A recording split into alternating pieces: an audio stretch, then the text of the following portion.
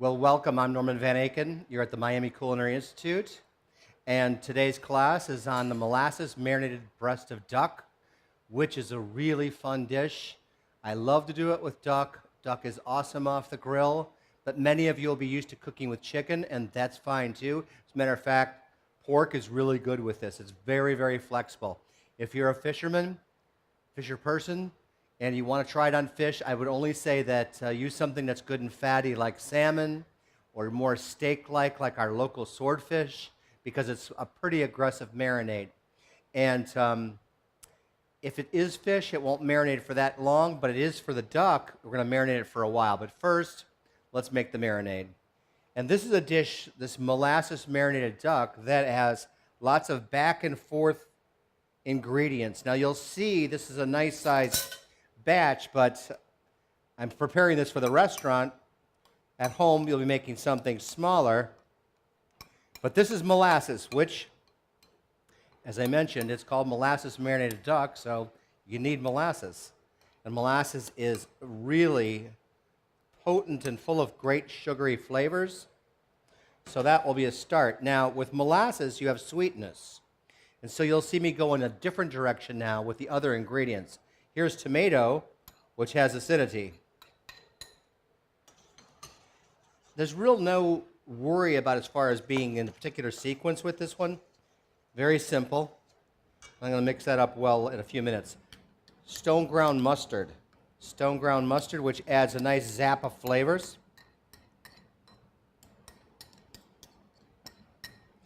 And of course, I'll be whisking this in a few minutes. Balsamic vinegar. So we started with the sweetness of the molasses, and then you saw me go other away from sweet with vinegar and mustard. And now I'm adding lemon juice, which is always freshly squeezed. You can tell it's fresh because there's a seed right there, but the seed's not going to go in it. Now we get to the other sort of non-liquid parts. That will add a nice savory zap to this as well. And we have ginger, which I always love the fresh, clean taste and smell of ginger. You even see me smelling it because it's my way of assessing the value of it, making sure that it's really going to have the kind of punch and astringency that ginger has. That's fresh garlic. Some habanero chilies, which I am not afraid of, or I'm used to them, let's put it that way.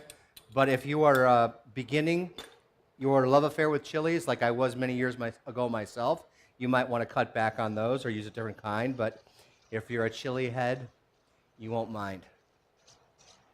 Here, some fresh thyme leaves, an herbal note. This is the zest of fresh orange. Also like the ginger, very clean and refreshing. That goes on top of nutmeg for many, goes on top of eggnog for many people. That's nutmeg.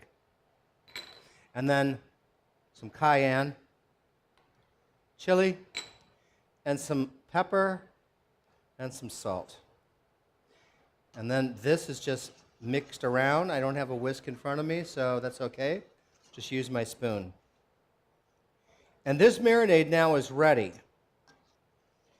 Of course, it will get better if it sits for a half an hour or so, but what I do is I'll make enough for who I'm going to cook for, but if I have any left over or extra, I won't be putting my raw duck breasts or chicken breasts in that. I will just use the amount of this that makes sense for the amount of protein I have, because once you do some marinating, you can't use it again the next day. It wouldn't be biologically safe. So we can set that aside. We can put that into a jar. We can refrigerate it. As a matter of fact, and that's really great. You can make that 2 or 3 days before your party. Now I'll pull out the duck breasts out of the fridge here. And I've already marinated some. Those are these. And I've marinated them because I want them to be deeply flavored with the molasses marinade. it really doesn't make any sense to go through the effort to make the marinade, put the duck breasts or the chicken breasts, whatever, into that, and then 5 seconds later pull it right back out again. It needs more time. And about 4 hours is really good for something like this. If it was chicken breast, maybe 2 hours. If it was fish, maybe an hour. Now, just thought I'd show you that when you get a duck breast from the kind of purveyor we use, which is out of New York, D'Artagnan, you'll get the whole breast like this. You'll probably buy it either online or from a store that's selling them in single breasts. And we'll just take that and cut it in half. And you can see this is really a big, meaty piece of protein. Sometimes there's a little bit of silver skin, like right here. We'll just go ahead and take that and pull it away and discard it, because that would be like silver skin from a steak, a flank steak. Now, the fat on the duck can cause flare-ups, but it's also where so much of the flavor comes from that I really don't like to get rid of too much of it. So, look around here, and even though there's some fat right here, it's going to keep the meat juicy. I just mostly want to watch out for any of this kind of silver skin stuff, which I think I've got myself pretty well out of. Any of this fat, though, can be saved and melted, cooked, and saved for duck fat, which is phenomenal to cook with. All right. If you look closely at our duck breasts over here, the marinated ones, you see this kind of cross-hatch pattern that's simply made by taking the knife and drawing it across the duck breast like this, gently, because you don't want to pierce it into the meat, and then just going the other way, and that helps the duck, the fat render and the skin get beautifully crispy, like so. I'll do that one more time for those of you that were not paying so much attention. It's hard sometimes to pay all the attention you need to, but there we go. Now there's the other way. I'm just kind of gliding the knife. Because our molasses marinade is so full of flavor, I don't need to add salt and pepper, but if I was going to do something much simpler, like a grilled duck breast, and no sauce like this, maybe a salad on the side, I'd be putting salt and pepper on there. But as I say, it's already got plenty of that right here. So I don't want to waste the beautiful marinade, so what I'm going to do is I'm going to put the duck breasts in here like so, and then just pour enough on to where I can liberally marinate it, but not waste that, because that's going to be around for the next time I want to do this kind of thing. And this marinade will last for 2 weeks, easily covered in the refrigerator. Just like me at home or at school, we're always covering it and we're writing the date on it, so we're always aware. But the amount of sugar and acidity that's in there, it's beautiful. It will last a nice long amount of time, so your work is not going to be wasted. But don't save the part that you've marinated, because there's blood in a duck breast, and you can't save the marinade that's going to be here. So I'm just going to turn those around a few times, put them in the refrigerator, come back in an hour, I'll turn them again, get them nice and full of the flavor of that. So we'll go ahead and put those in the refrigerator, and then come back to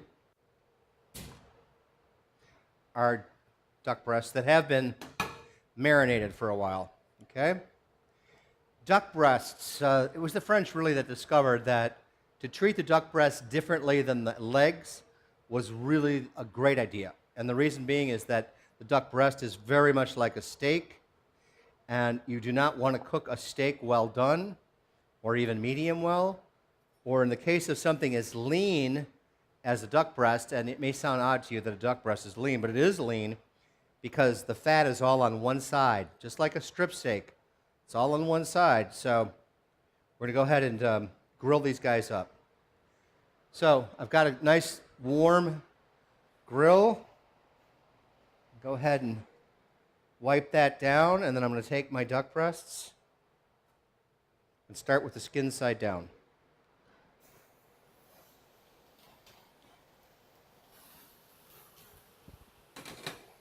You see the smoke coming up very quickly. And what I like to do is I like to be patient, because learning to grill is like learning to dance. You need to be able to know when to move and when to be still, when to take action, when to hang out. And so right now, the heat of the grill is really searing and caramelizing the molasses flavors deep inside. But because of the fat of the skin, you've got to keep moving. Otherwise, the sugars will caramelize past caramelization and get into bitter and burnt, and of course, you don't want that.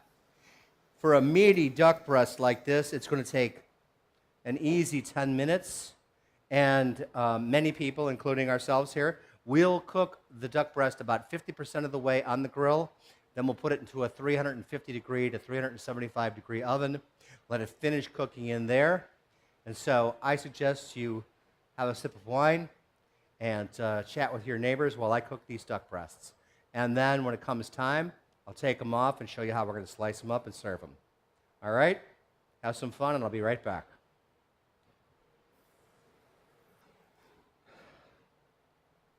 Okay, at certain points along the way, the duck breast is going to be at a point where you can take a look at it. I want you to see this.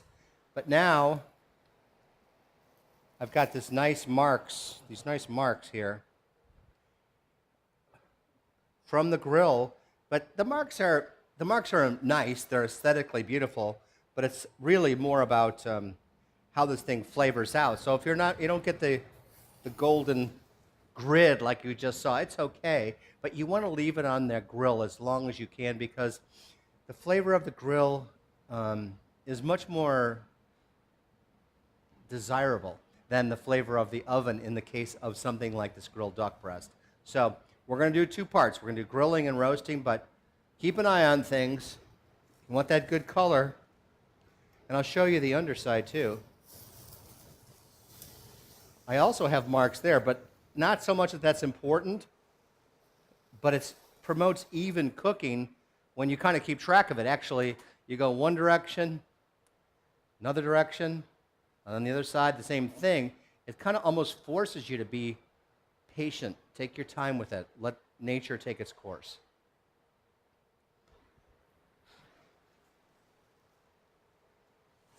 Maybe about 3, 4, 5 minutes more, then we'll go into the oven and come back. Okay, I really can't help myself, but being a backyard barbecue person, I have to do something while it's grilling, so I'm going to take some of the marinade here. I need to obey the rules and make sure that I don't go back into the marinade.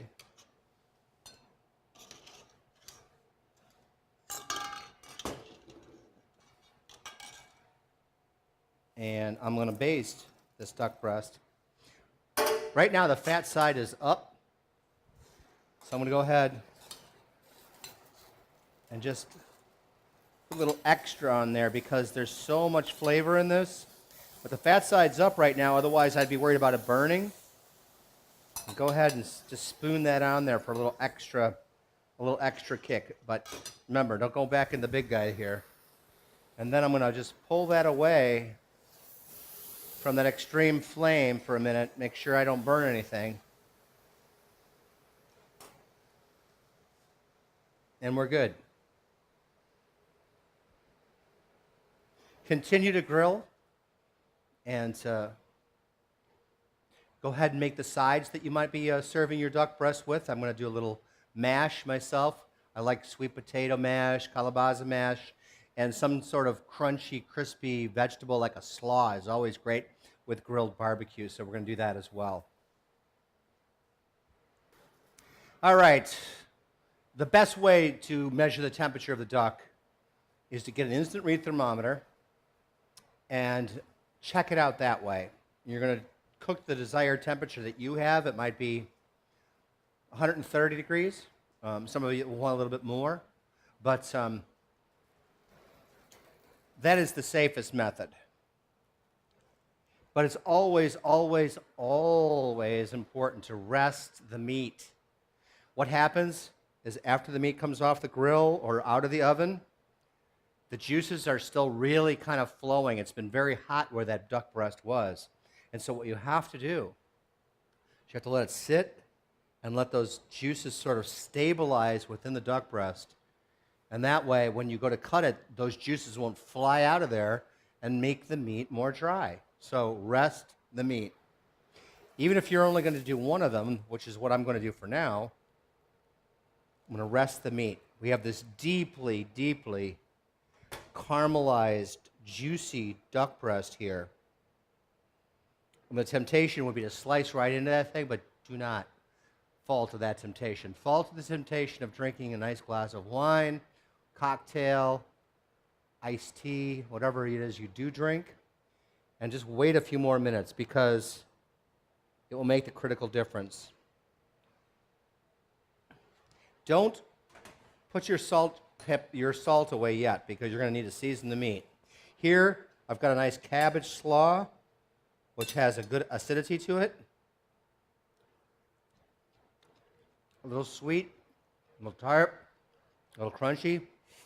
And here I have some mashed potato, mashed sweet potato, of course. Make sure that both of those are seasoned correctly, and they are. And in a moment, we'll get ready to plate this thing up. Oftentimes you'll see chefs doing what I'm doing right here. And that touching the meat and feeling the meat. It makes absolute sense if you think about it, but in the middle, the thickest part of the duck breast is where it's less affected by the heat of the grill because it's deeper, it's wider, it's thicker. So it takes a little bit longer. On the edges where it's more tapered, the heat affected it a little bit more quickly. So here, it feels a little bit like this part of your hand, whereas if you come to here, there's a little more give, it's more like this part of your hand. And that's how we teach young chefs sometimes how to test if meat is ready, if it's cooked medium, medium well, or rare. We want this to really be in the medium rare, so like that part of my hand right there. It's a very simple trick, and it works. It's a trick that works. All right, I've tried to be slow and try to be patient, but it's time to get into the business of seeing where this duck breast is.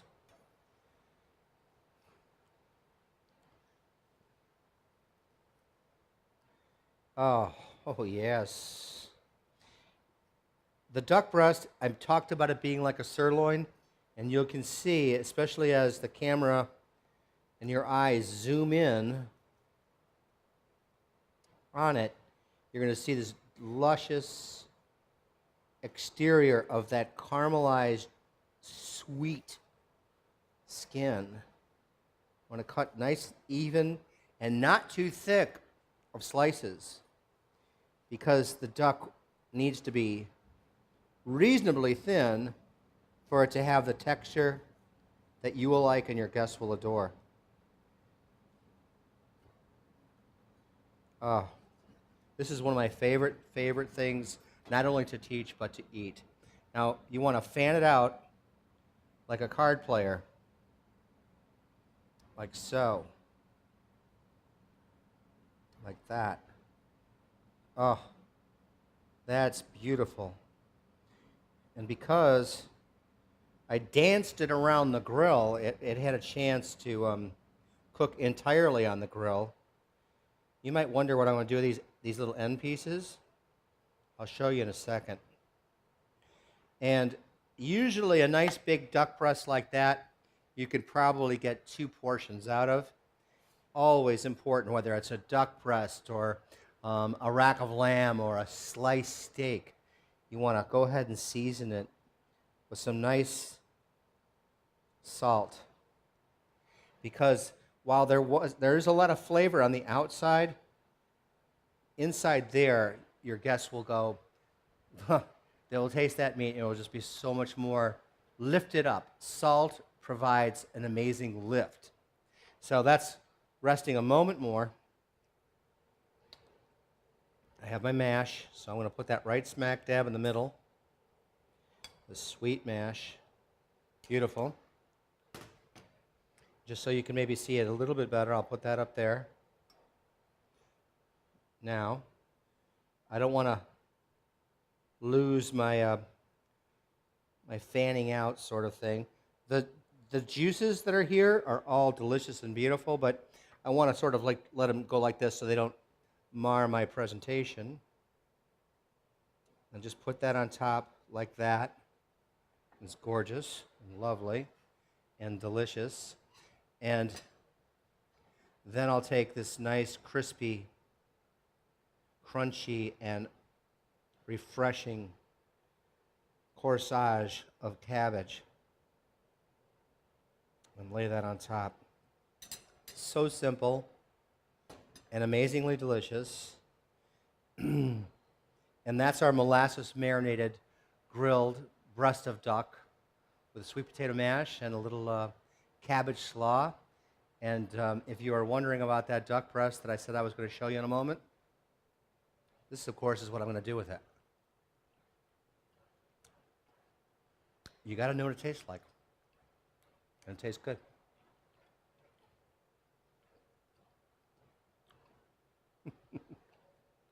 Thank you.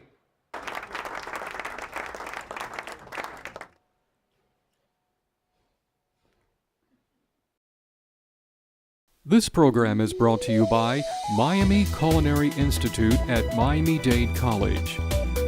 For more information about the schools and the Culinarium program, please visit www.miamidadeculinary.com or call 305-237-3276.